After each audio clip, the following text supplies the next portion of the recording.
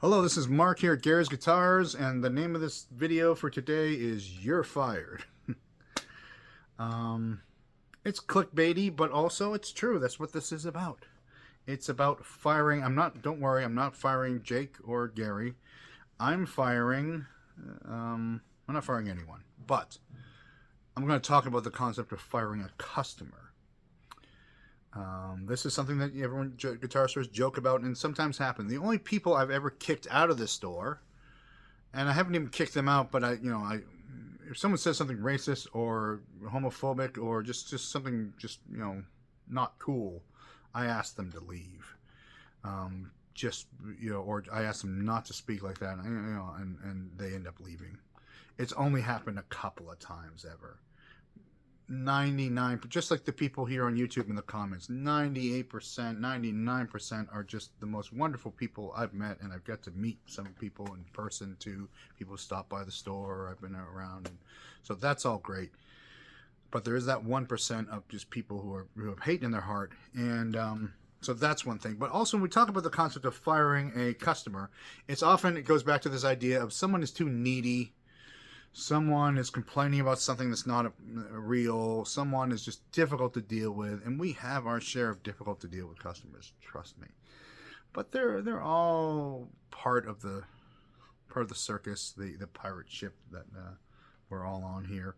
And so we're usually very tolerant of people with idiosyncrasies. Like I said, the only thing that really makes me want someone to leave is if they have hate in their heart. But that's not quite what I came here to talk about. I came to talk about that idea and how it's expanding in the guitar world. So the idea of not wanting a customer or firing a customer has been brought to a new level, and that is you have these shops, especially premium shops, that are choosing to do appointment-only visits, and shops that are going to online only. But mostly, the appointment-only thing is like, we don't want the browsers. We don't want people just coming in and asking us, what's a guitar? And when people say, so for me, I like talking to people, and I like explaining things. That's why I have 300 videos on YouTube. I like explaining things, and I like talking to people.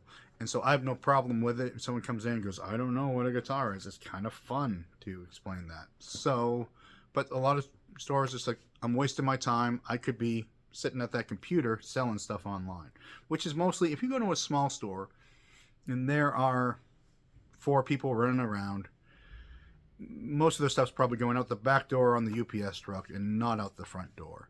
So they decided, this is the side of the bread is buttered on, and we have to, we can't just entertain people. We can't run a circus. The old stories of people just hanging out at the guitar store all day. That just doesn't happen anymore.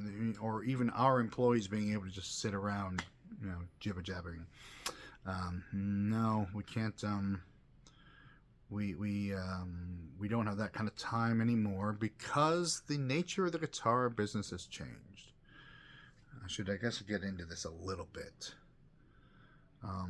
Now, whenever someone calls us a mom and pop store, I have to correct them in that my wife wants nothing to do with the store, and the store is we have employees who get paid to be here, and we are not just a little store that has. So the idea of the mom and pop store is just owner operator, and just kind of getting by, selling a few things, doing a few lessons. But by working in your own store, and this is how Gary operated for years. Gary was here all day, most days. And by being your own employee as well as the owner of the store, you can eke out a small wage. But if you're paying someone, then that business model no longer works. And it's also the independent guitar store business model used to be a 50% markup. And so the margins were bigger. And now the margins are 30%, 30-something percent, 20-something percent. They're not, on the best day, they're close to 40%. But they are not the margins of the olden days. So lower margin sales means you can't just wait around all week for someone to buy one guitar. A Fender, what's a little practice amp? The Mustang practice amp cost me $150. We sell it for $199. So that's the difference between selling an amp and making $100 and I can go home because I made $100 today, and not even covering the cost of keeping the lights on. So that figures into this change in the guitar world. I've digressed a little. Sorry about that. So you're fired. The concept of firing so the old business model doesn't work. And more and more stores are seeing the casual customer as being a waste of time and worthy of not dealing with. And that's why stores go to appointment only. And we kind of, during the pandemic, we kind of figured this out. Like, people were like, hey, we're making the same money by appointment only. What do we want to talk to randos all day for? Wildwood, which is a fabulous online store, has come to just love to sell online, and it's appointment only. And it's a trend that's happening and will continue. And that is firing the customers, the casual customers, the low dollar customers. That's not us, but we do have to limit some of our hang around time and make sure, because like I said, lower margins means you got to sell twice as much stuff, and so we got to keep the people coming through the door, and we got to just to make the same money that someone made 10-20 years ago. And we have to a lot of stores have found selling online is you find your customer right away and sell to that one person. Even better. And it's a trend, and it's a trend that is increasing, and it will it will become more and more a thing. And here's the other part: there are less independent music stores, right? We all know that. In this town, when Gary opened his store, there were 7 other independent music stores, or 7 other music stores, 1 small chain and 7 other stores, 6 others, than that. And now there's 1 independent music store. That's us, and there's a Guitar Center a couple miles away. So why is that? Well, commercial rents are really high, and margins are lower, like I said. So there's more risk, and it's more difficult to make money in this business, and people choose not to do that. However, people also choose to do this in their garage, sell online, work by appointment only.